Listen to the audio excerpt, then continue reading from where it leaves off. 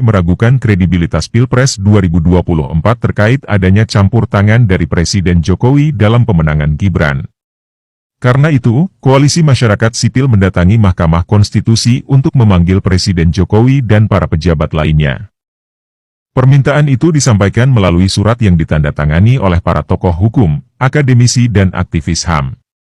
Para tokoh yang tergabung dalam Koalisi Masyarakat Sipil untuk Demokrasi dan Anti Korupsi ini, antara lain Bushro Mukodas, Usman Hamid, Denny Indrayana, Ferry Amsari, Danang Widoyoko, Saud Situmorang, Abraham Samad dan sejumlah tokoh organisasi.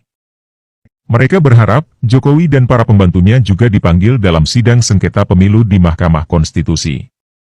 Para pembantu Jokowi yang perlu dipanggil antara lain Menteri Sekretaris Negara Pratikno, Menteri Agama Yakut Kholil Qomas, Menteri Dalam Negeri Tito Karnavian, Menteri Pertahanan Prabowo Subianto, Jaksa Agung Sanitiar Burhanuddin, Kapolri Jenderal Listio Sigit Prabowo, Panglima TNI Agus Subianto, hingga Kepala BIN Budi Gunawan.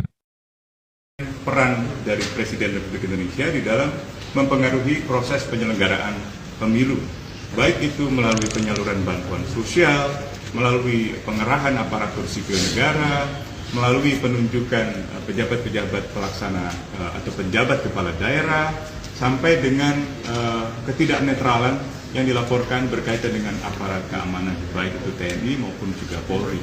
Nah, banyak sekali pernyataan-pernyataan dari setidaknya 8 menteri yang tadi kami sebutkan, yang sangat berhubungan dengan bagaimana proses penyelenggaraan pemilu dipengaruhi sehingga bisa menguntungkan pasangan calon tertentu saja. Dalam hal ini pasangan 02.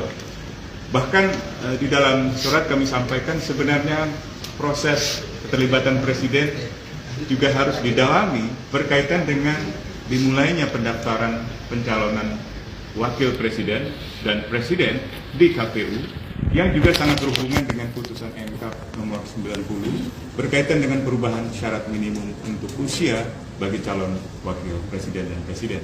Jadi kami memandang bahwa keseluruhan masalah yang tadi kami sebutkan itu hanya bisa diungkapkan secara utuh apabila Presiden dihadirkan dan dimintai keterangan. Kami mengapresiasi dihadirkannya atau dipanggilnya Menteri Keuangan Sri Mulyani, Menteri Sosial Ibu Tri Risma Harini, atau Menko PMK Pak Muhadjir Effendi, dan juga Menko Perekonomian Pak Airlangga Hartarto. Tetapi juga kami berharap 8 menteri atau 8 pejabat pimpinan kementerian dan lembaga lainnya juga bisa dihadirkan. Nah, di luar itu kami juga menyampaikan bahwa sorotan terhadap peran Presiden di dalam mempengaruhi proses penyelenggaraan pemilu juga kami tuangkan di dalam surat ini telah mendapat perhatian dari Komite HAM Perserikatan Bangsa-Bangsa. Komite HAM PBB ini adalah komite yang didirikan berdasarkan perjanjian internasional tentang hak-hak sipil dan politik. Komite ini bertugas untuk mengawasi pelaksanaan governance hak sipil dan politik yang dilakukan oleh setiap negara yang meratifikasinya. Dan komite ini bukan berisi para diplomat seperti misalnya di Dewan HAM, yang kerap kali kalau diplomat mewakili negara terjebak ke dalam selective bias atau bias selektif dan juga mentalitas blok antara negara Asia, Afrika, dan seterusnya.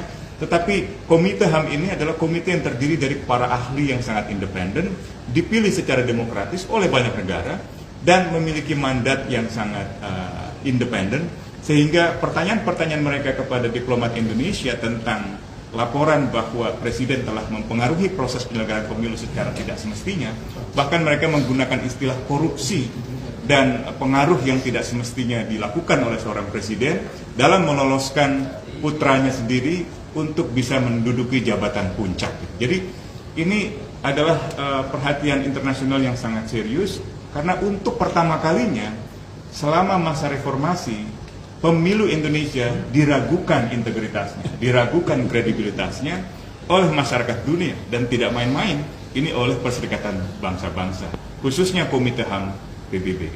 Jadi ini adalah hal yang kami pandang telah mencoreng wajah demokrasi Indonesia, karena setiap pemilu 99, 2004, 2009, 2014, 2019, pemilu Indonesia selalu dipuji oleh dunia, oleh kalangan diplomatik di dunia, oleh Perserikatan Bangsa-Bangsa sebagai pemilu yang demokratis, pemilu yang bebas, jujur, dan adil, dan pemilu yang berintegritas. Nah, baru tahun ini, baru pemilu 2024 inilah pemilu Indonesia itu memunculkan keraguan dari masyarakat internasional. Karena itu kami sangat berharap Mahkamah Konstitusi, para majelis hakim yang kami muliakan dapat mempertimbangkan usulan kami, permohonan kami untuk menghadirkan dan meminta keterangan dari Presiden Joko Widodo dan 8 pimpinan kementerian serta lembaga lain. 8 menteri itu masuk dengan 4 nama yang bakal dipanggil besok. Tidak, atau ada baru lagi? Itu di luar dari 4 nama tersebut. Selain tentu Pak Presiden kita minta untuk bisa dihadirkan, juga di sini ada Menteri Agama Yakut Khalil Qomas. Kemudian ada Menteri Dalam Negeri Tito Karnavian. Lalu ada Jaksa Agung Burhanuddin, Kapolri Listio Sigit Prabowo. Kemudian Menteri Pertahanan Prabowo Subianto, lalu Panglima TNI Agus Subianto, dan Kepala BIN Budi Gunawan. Termasuk yang 4 nama itu adalah Menteri Perekonomian Erlangga, kemudian Menteri Keuangan Sri Mulyani, Menteri Sosial Tri Risma Maharani, dan Menteri Koordinator PMK Pak Muhajir Effendi. Nama-nama kayak Menteri Agama, Jaksa Agung, konteksnya diminta dipanggil tuh menurut teman-teman dalam hal apa? Kalau kami melihat ya, menyimak pemberitaan-pemberitaan yang lalu bahwa Menteri Agama juga ditarget.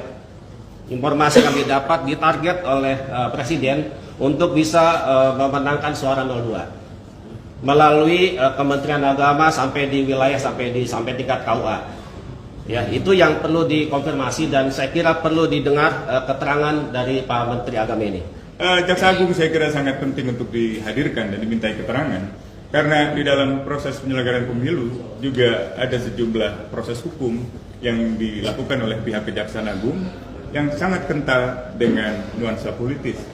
Pertama misalnya pemeriksaan terhadap Ketua Umum Partai Golkar yang juga Menko Perekonomian Erlangga Hartarto sampai dengan pemeriksaan menteri lainnya.